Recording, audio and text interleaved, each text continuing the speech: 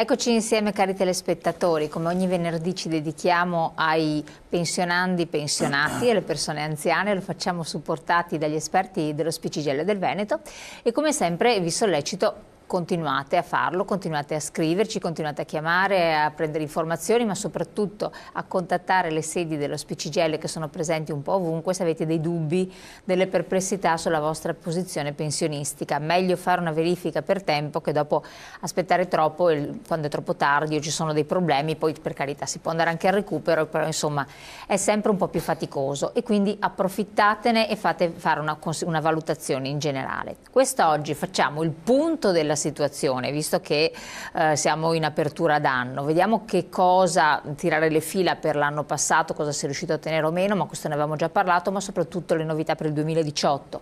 Poi parleremo di immigrazione e integrazione, un aspetto molto molto importante, poi grande attenzione truffe, quindi anziani attenti, ne parleremo in modo molto preciso in modo particolare Danilo Toccane, ben arrivato qui con noi, segretario regionale dello CGIL del Veneto, e anche di questo e di altro con Rosanna Bettella, CGIL. Grazie anche a lei di essere ritornata qui.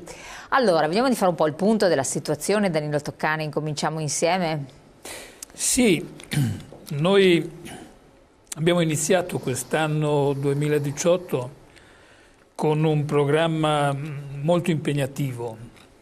Parleremo dopo di altre questioni che riguardano la previdenza, l'assistenza, la sanità, ma abbiamo deciso come segreteria regionale dello CGIL del Veneto di affrontare in un modo organico, noi riteniamo, la partita riguardante l'immigrazione.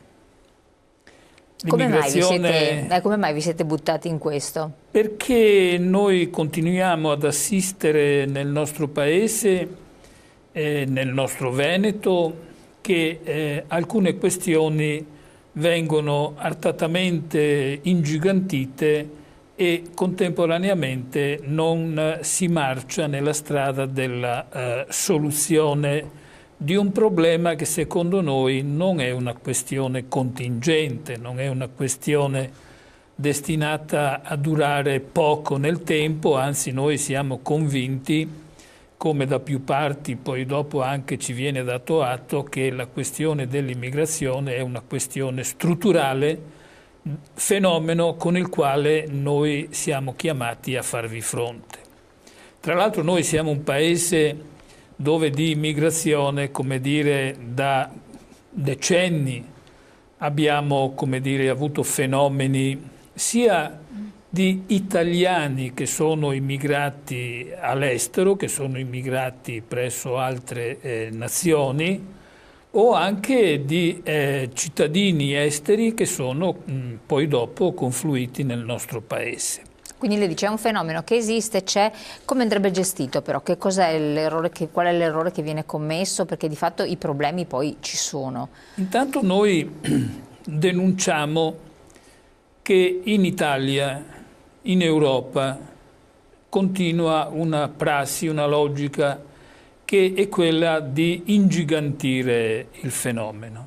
Tant'è vero che la percezione del fenomeno, della pericolosità che esiste nel nostro paese ha ottenuto un effetto, che è quello di creare paura, di creare preoccupazione del diverso.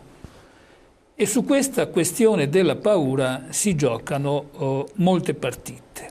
Perché vede, intanto c'è un primo numero, e proprio nel seminario che abbiamo fatto la settimana scorsa abbiamo visto per esempio le analogie alle quali sono sottoposti gli immigranti di oggi con quelle che sono state, è vero, le varie sfaccettature e le varie angherie che hanno patito gli immigrati nostri di ieri. Per cui questo esempio di quando i nostri andavano nelle Americhe, di quando i nostri sono andati in Belgio, di quando hanno emigrato verso la Svizzera, verso la Germania. Di conseguenza, come dire, il fenomeno si ripete.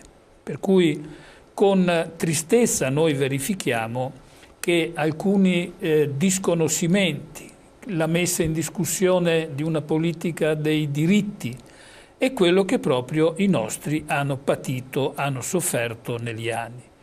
C'è un provvedimento, è vero, che è stato adottato in America, laddove si faceva una distinzione fra i riconoscimenti agli immigranti negri, africani dell'epoca, con gli italiani. E c'è un provvedimento legislativo dell'epoca che non solo descriveva male la popolazione italiana, ma stabiliva anche che il salario doveva essere minimo del 7% inferiore rispetto a quello degli italiani con quello degli altri, è vero, emigranti lì presenti. Qui adesso non è il caso, vengono trattati con i guanti, di conseguenza, cioè, non c'è nessuna discriminazione con razziale. I guanti, questo è tutto da dire, perché una politica di accoglienza, per esempio nel nostro Veneto, ancora non vede una propria completezza, perché noi siamo qui a denunciare, per esempio, che c'è un'azione che deve svilupparsi nel ricevimento, ma c'è una politica di accoglienza, c'è una politica di inserimento e di appagamento dei diritti di queste persone, che invece noi continuiamo a vedere essere per larga parte negata. Le manifestazioni che ancora oggi si fanno.